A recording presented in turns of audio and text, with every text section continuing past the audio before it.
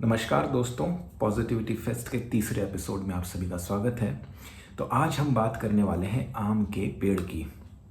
आम का पेड़ तो आप सभी ने देखा होगा, लेकिन क्या कभी देखा है किसी को आम के पेड़ में पानी सींचते हुए, या फिर आम के पेड़ में खाद डालते हुए, या फिर आम के पेड़ की भेड़ बकरियों से सुरक्षा करते हुए, या फिर इस बात की चिंता करते हुए कि कभी कोई गाड़ी जाके आम के पेड़ में टकरा जाएगी तो उस आम के पेड़ का क्या होगा।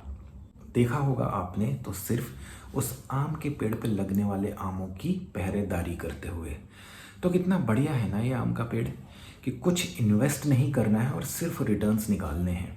साल दर साल, पीढ़ी दर पीढ़ी बढ़िया से आम मिलेंगे जिन्हें आप खा सकते हैं, बाज़ार में बेच भी सकते हैं। तो देखा ना आपने कि कितना फ़ायदेमंद होता है आम का पेड़।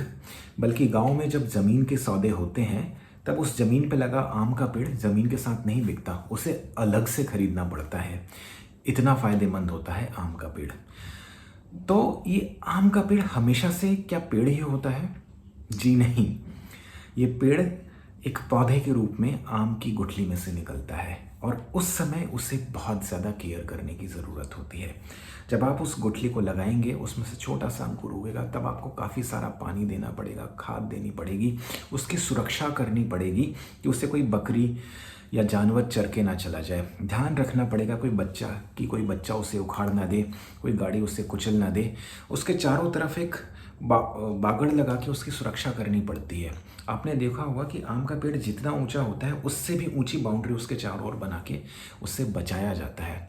फिर धीरे से उसमें कोई आम का एक फल लगता है छोटा सा, जिसके साथ आप फ़ोटो निकाल कर इंस्टाग्राम पर डाल सकते हैं। लेकिन तब भी वो पूरा पेड़ नहीं बना होता है, वो पूरा समय लेता है, लगभग 12 से 15 साल का एक पेड़ बनने में। तो आम का पेड़ हमें ये सिखाता है कि कभी कभी कुछ चीज़ें बहुत लंबा समय लेती हैं रिटर्न देने में, लेकिन जो चीज़ें इतना लंबा समय लेती हैं रिटर्न देने में, वो जब एक बार रिटर्न देना शुरू करती हैं तो बदले में कुछ भी नहीं लेती, बिल्कुल आम के पेड़ की तरह।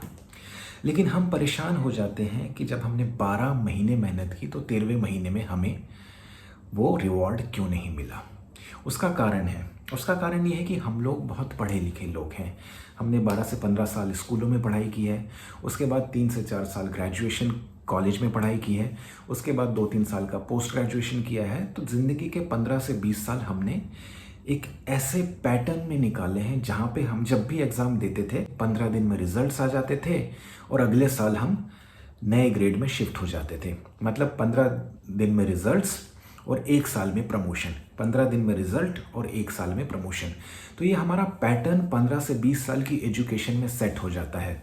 उसके बाद ज़िंदगी भर जब हमें कोई चीज़ 15 से 20 दिन में रिजल्ट नहीं देती है या 1 साल में प्रमोट नहीं करती है, वो हमें डिस्करेज करने लगती है। तो ज़रूरत है उस पैटर्न को तोड़ने की।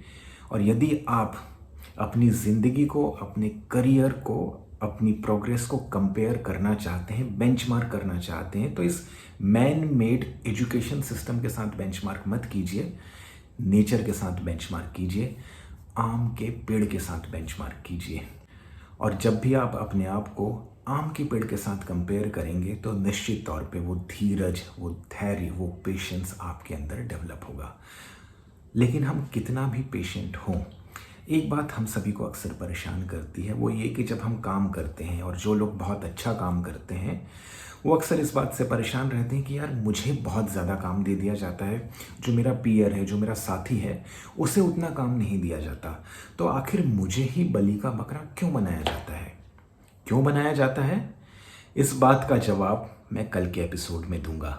तो देखते रहिए पॉजिटिविटी फेस्ट और भी लोगों को इसके साथ जोड़ते रहिए। Thank you.